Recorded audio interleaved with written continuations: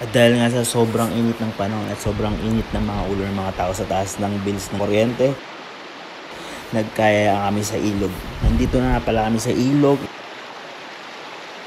First time ko dito at nagulat ako. Sobrang buhay na buhay yung ilog at napakalawak at napakahaba. Kanya-kanyang pwesto lang talaga at napakarami rin tao. Dito kami napunta sa lugar na to. Pagdating nga ay kumain kaagad kami ng baon naming tanghalian. Tignan nyo naman, ang ganda ng ilog. Ayan nga pala ang baon namin, sinigang na baboy, sambulat yan, na may pritong galunggong nakalagay sa tupper at may itlog na maalat, kamatis at marami pang iba.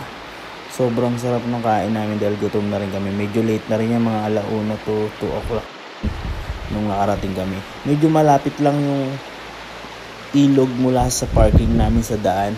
Mga 5 to 10 minutes lang kami nag-walk mula dito. Pipili ka lang ng pwesto kasi napakahaba ng ilog. Dito nga kami na punta. Sobrang ganda ng pwesto, di ba? O solo namin yan. Tapos may maliit na lagoon. At pagkatapos nga namin kumain ay lumublob na kami kaagad.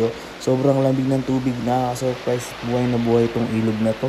Bakit ngayon lang ako nakarating dito? Sa dami ng mga nagyaya.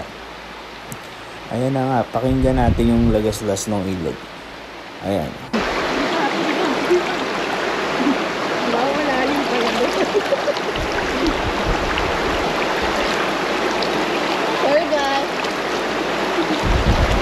At habang nakalublob nga ay binalatan namin yung mangga na baon namin.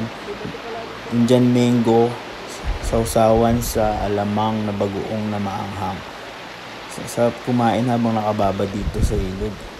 Sakto-sakto habang nagkukwentuhan. Indian mango na may alamang.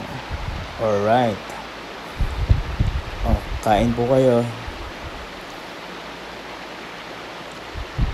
Ayun na nga, enjoy na enjoy sila sa mangga habang nakababa. Diba sobrang linaw tubig. Sobrang lamig at talagang nakaka-refresh.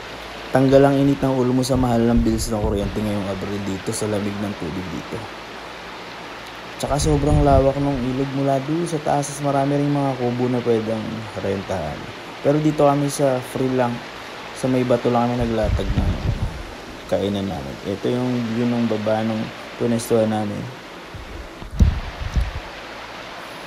Ayan nga ang medyo bandang taas ng view ng punestuhan namin. At pagtapos nga ng ilang oras ay umuwi na rin kami. At ito yung bandang baba. Sobrang ganda ng ilog na to. Doon kami sa bandang taas niyan. Ito nga pala ay matatagpuan sa Bagak, Bataan. Bahagi ito ng Magol River. Hanggang dito na lang. Bye-bye.